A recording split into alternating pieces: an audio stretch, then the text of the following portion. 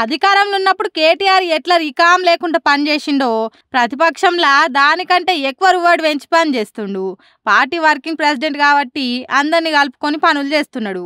KTR sir ఢిల్లీకి పోయి ఎవరిని కలిసినావు, ఎందుకోసం కలిసినావు అనేది ఓ పారి మొత్తం చెప్పుండ్రి సారు. మేము భారత ప్రభుత్వానికి ఇవాళ ధర్మేంద్ర ప్రధాన్ గారిని కలిసాం, అందరం కూడా కలిసి కేంద్ర హెచ్ఆర్డీ మినిస్టర్ గారు. మొట్టమొదటిది మాకు అభ్యంతరకరమైనది ఏమి అంటే భవిష్యత్తులో రాష్ట్రాల యొక్క హక్కులను హరిస్తూ ప్రజాస్వామిక అదేవిధంగా సమాఖ్య స్ఫూర్తికి విరుద్ధంగా అన్ని విశ్వవిద్యాలయాల్లో కూడా, రాష్ట్ర విశ్వవిద్యాలయాల్లో కూడా, స్టేట్ యూనివర్సిటీస్లో కూడా సెర్చ్ కమిటీలకు, వైస్ ఛాన్సలర్ నియామకానికి సంబంధించి సెర్చ్ కమిటీలకు రాష్ట్ర గవర్నర్ గారికే బాధ్యత పెడుతూ ఒక నిర్ణయం తీసుకుంటున్నారు.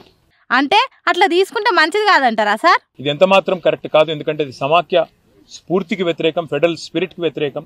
సెంటర్ సర్కారే మొత్తం పెత్తనం చేయబోతున్నది కాబట్టి ఆ పద్ధతి వద్దన్నారు అన్నట్టు. ఇంకేం మాట్లాడిండ్రు సార్? వైస్ ఛాన్సలర్ల ఎంపిక విషయంలో కూడా పారదర్శకత పాటిస్తూ నిష్ణాతులైన వారికి అవకాశాలు ఇవ్వాలి అని వారు కూడా సూచించారు. మేము కూడా ఏకీభవించాం. ఖచ్చితంగా నిష్ణాతులే ఉండాలి. ఈ రకమైన ఒక నో సూటబుల్ క్యాండిడేట్ అనే ఒక నిబంధన తీసుకొచ్చి ఎస్సీ, ఎస్టీ, ఓబీసీ అర్హత కలిగిన విద్యార్థులకు అన్యాయం జరిగితే ఇది మంచిది కానే కాదని చెప్పి కూడా వారికి వివరంగా చెప్పాం. పేపర్లు మడతకు మడుతున్నాయి, చాలా ముచ్చట్లు చెప్పినట్టున్నారు కదా సారు. ఇంకా మొత్తం వివరంగా వారికి దాదాపుగా ఒక 6 పేజీల విజ్ఞాపన పత్రాన్ని కూడా వివరంగా వారికి ఇవ్వడం జరిగింది. చదువుల మంత్రి ధర్మేంద్ర ప్రధాన్ సార్నే కలిసిండ్రా, ఇంకెవరినన్నా కలిసిండ్రా సారు? వాళ్ళ ఒక జాతీయ రహదారి జనగామ నుంచి బయలుదేరి వాళ్ళ కోరుట్ల దాకా పోయే అవకాశం ఉన్నప్పటికీ సిరిసిల్ల కాడనే టర్మినేట్ అవుతా ఉంది. NH 365B. గతంలో వినోద్ కుమార్ గారు పార్లమెంట్ సభ్యులుగా ఉన్నప్పుడు ఇన్ ప్రిన్సిపల్ అప్పటి ప్రభుత్వం ఇదే గడ్కరీ గారు అంగీకరించారు. మరి ఇప్పుడు సిరిసిల్ల నుంచి కోరుట్ల దాకా పొడిగించినట్టయితే మార్గమధ్యంలో వేములవాడ ఉంది, జగిత్యాలలో కొండగట్ట ఆలయం ఉంది, పక్కనే ధరంపూర్లో లక్ష్మీనరసింహస్వామి ఆలయం ఉంది. ఇటు టెంపుల్ టూరిజంని కూడా ప్రమోట్ చేసినట్టు అవుతుంది. అదే మాదిరిగా కనెక్టివిటీ కూడా పెరుగుతుంది.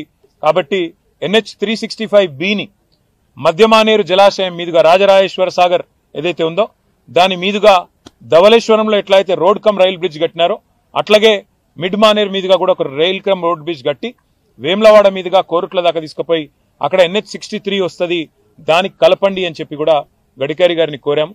ఇన్నరా ఇగో ఇట్లా అధికారంలో లేకున్నా గానీ కేంద్రం నుంచి రాష్ట్రానికి రావాల్సినవన్నీ పట్టుబట్టి తెచ్చుకునే ప్రయత్నం చేస్తున్నాడు కేటీఆర్.